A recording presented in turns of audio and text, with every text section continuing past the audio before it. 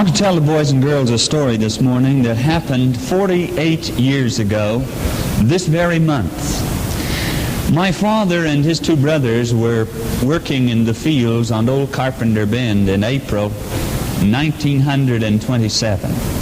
It had been a beautiful morning, and along in the early afternoon some thunderheads blew up in the northwest. And as the afternoon came on, they recognized that there was a storm brewing. My father and his older brother, my Uncle Floyd, were each driving an old Fordson tractor plowing. And Dad's middle brother, Uncle John, was driving the team. And they were all working in the same field. About 2 o'clock, the wind began to blow just terrifically, like it does here in Boulder. And as they came to the end of the field, there was a little house there. And Uncle Floyd was driving the lead tractor, and he didn't know whether he should make another round plowing or not. But my father right behind held up his finger and said, "Let's go one more." And so they started around plowing once more. When they got to the other end of the field from where the house was, the rain started and the wind blew. Well, they made it to get back to the little house, and Uncle John had driven his team of mules up there. He'd put the lines through the window, and he had gotten on the inside and was holding the mules, he on the inside and they on the outside.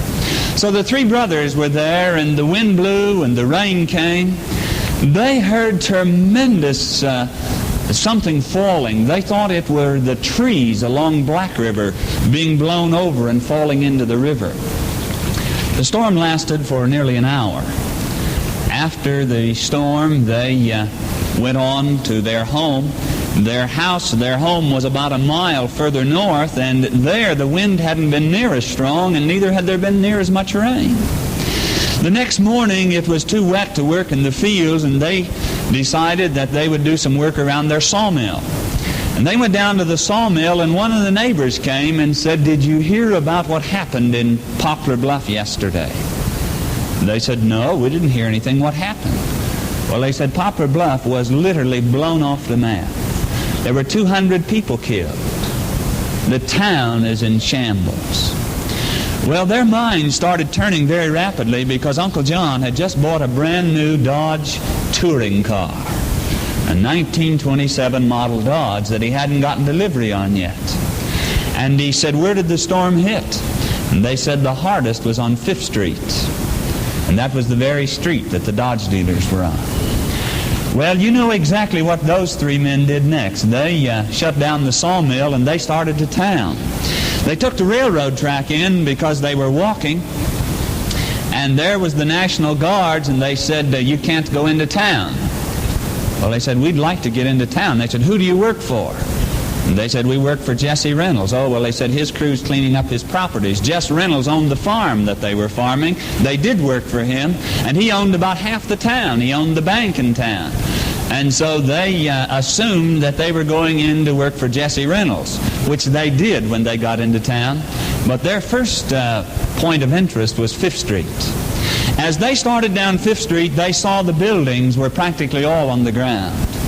And they arrived at what had been the Dodge dealers, and there was only one wall standing. The cars in the showroom were just about as flat as a pancake.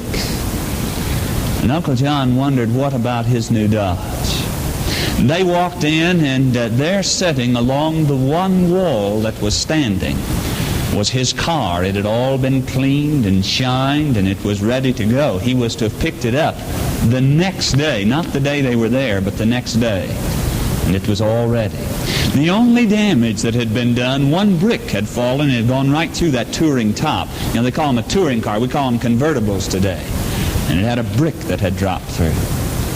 Well, they were very thankful that God had cared for them, watched over some of the property that they had bought.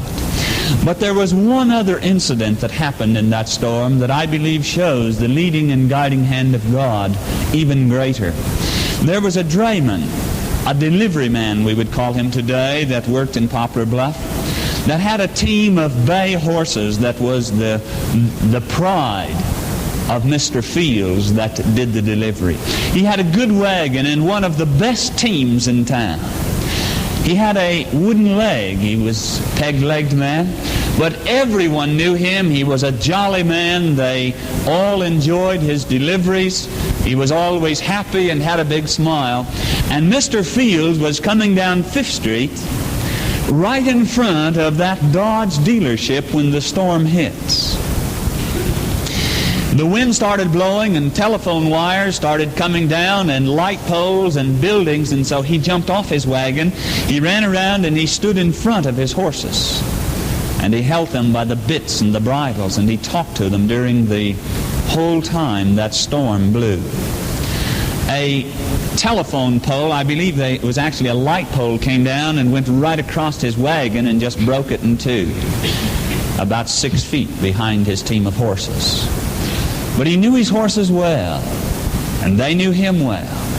And as he stood there during the time that that city was demolished and over 200 people killed, he nor his team, neither, were harmed. Now, it demolished his wagon, but he was unharmed. A large sheet of tin from some building blew across town and just wrapped around his team as he was standing there. As soon as the storm subsided, he got that piece of tin from around his horses. He unhitched them from his broken down wagon. He got the chain that he had there on his wagon, and he was the first man in operation to clean up the city. God had watched over him and cared for him.